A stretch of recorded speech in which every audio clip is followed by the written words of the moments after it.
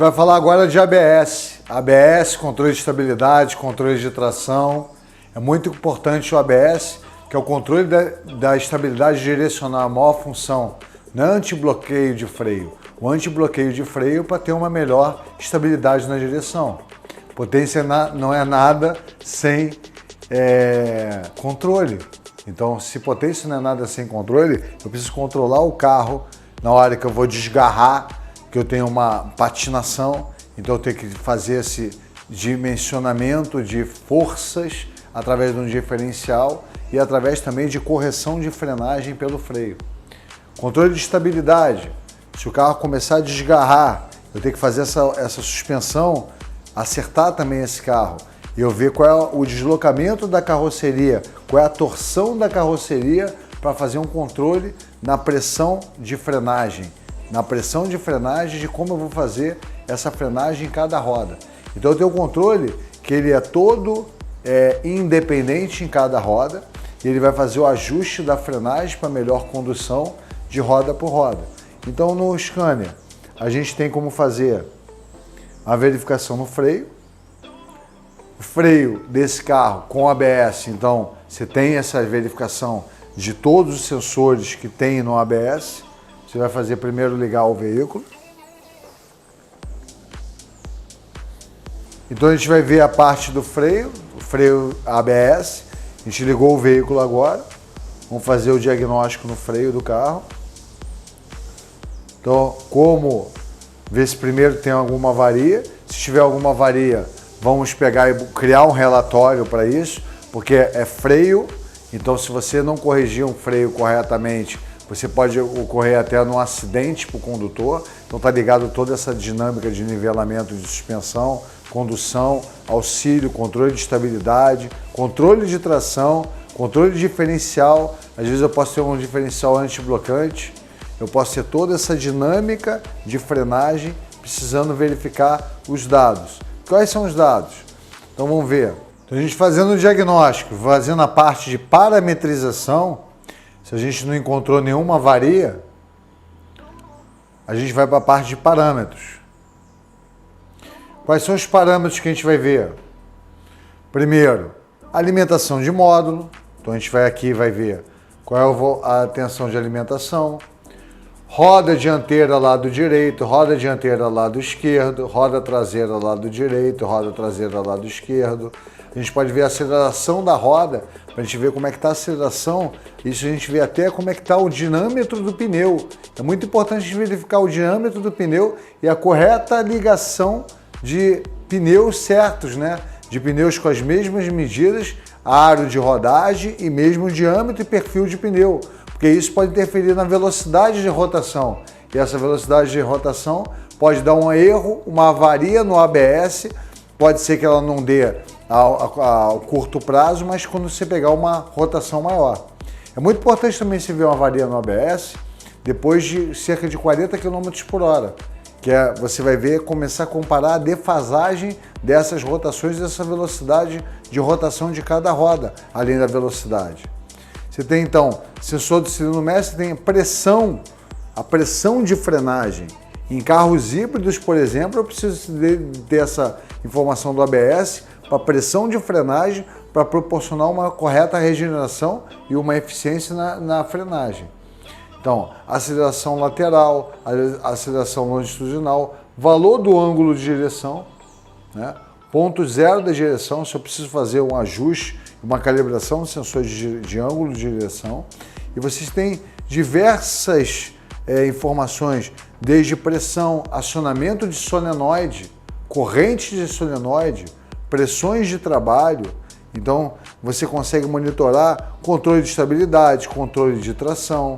Se ele está incidindo na roda, você consegue fazer o teste de rodagem, você consegue fazer isso tudo via uma parametrização menos intrusiva, até para depois você botar um osciloscópio e ver como é que está. Se o sensor de roda ele é indutivo nos carros anteriores, se é um magneto resistivo, que é a maioria dos carros novos. Tem esse sensor que eu vou fazer a verificação dele, tanto com o Scania quanto com o osciloscópio. Com o osciloscópio depois vão botar o carro no elevador e vão ver como é que funciona ele rodando e a gente fazendo essa medição também. Então a gente consegue verificar diversos, os solenoides ligados e desligados, conforme eu for fazendo a frenagem. Então eu posso fazer o teste de atuadores andando no veículo e também posso botar para fazer esse teste de atuadores no próprio carro. Então eu consigo ver quem está sendo acionado, consigo selecionar os valores mais propícios para ver se o ângulo de direção está funcionando realmente. Eu consegui ver com a rotação da roda, eu rodando a roda, pode ser até no elevador, e se eu rodar esse carro no alto, eu posso gerar uma avaria. A gente pode fazer esse teste de rodagem. Tem testes ativos também que a gente consegue fazer. Então a gente consegue botar para funcionar os relés de ativação dos acumuladores do freio. Lembrando que eu posso botar para funcionar, mas eu também preciso ter as funções e funções especiais, tanto na parte até de calibrações, como a parte de manutenção de sangria. Então eu preciso fazer a sangria, e essa sangria é feita com o equipamento.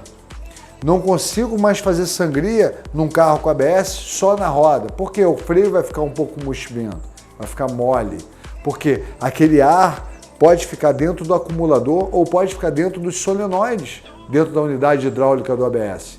Então eu preciso fazer a escorva, purgar esse ar, fazendo a sangria com o equipamento. E ele vai me dizer qual é a sequência de cada roda para fazer a sangria no sistema de freio. Então eu posso fazer toda essa parte dessas funções especiais, como eu poderia também fazer essa parte de funções especiais na parte de manutenção. Porque a parte de manutenção eu poderia estar com os mesmos dados dessa função especial para o caso do freio ABS. Então o controle de estabilidade direcional, ela vem do ABS. Controle de estabilidade, ela vem do ABS com o ESP. E controle de tração vem do ABS com a ESR. E esse pode estar ligado também ao diferencial. Então é muito importante que a gente faça análise de tudo que está interligado no freio, desde como é que está o material de atrito, como é que está a pressão de frenagem, como é que o cilindro mestre e esse acumulador hidráulico vão mandar essa pressão. Tem certos carros que não tem mais servo-freio, então eu vou ter um acumulador para jogar essa pressão, e os ABS vêm evoluindo. Quanto mais válvulas internas nele, eles vão fazer mais trabalho de controle de estabilidade, controle de tração e a maior eficiência nessa frenagem do veículo. Além disso, a gente verificando a topologia que está ligado no ABS, você vê que tem equipamentos e mais funcionamentos, tipo de ângulo de direção, está ligado no ABS também. Eu posso pegar os dados também. Está tudo ligado nessa topologia, tá? Torque do volante de direção, como é que está o ângulo de direção, como é que está a ligação, alimentação, o torque angular, velocidade angular da direção também, para você poder fazer esse controle. E também a direção elétrica, como é que estão os motores, que são motores trifásicos, que trabalham com uma corrente maior. Então a gente consegue fazer, através do ABS, diversas verificações em outros sistemas que estão interligados. Além disso, a gente consegue fazer o que se chama das funções de manutenção. As funções de manutenção, uma sangria de freio, um ajuste de ângulo de direção, tudo que está ligado no ABS tem ABS, controle de estabilidade, controle de tração e agora airbag. O airbag já arma o pré-tensionador numa falha de o carro começar a desgarrar. Quer dizer, você faz parte do airbag agora de sistema de segurança ativa. Então, junto com o ABS e junto com todo esse controle de dinâmica de nivelamento da suspensão e controle de frenagem, a gente vai ter uma melhor eficiência nos veículos com ABS.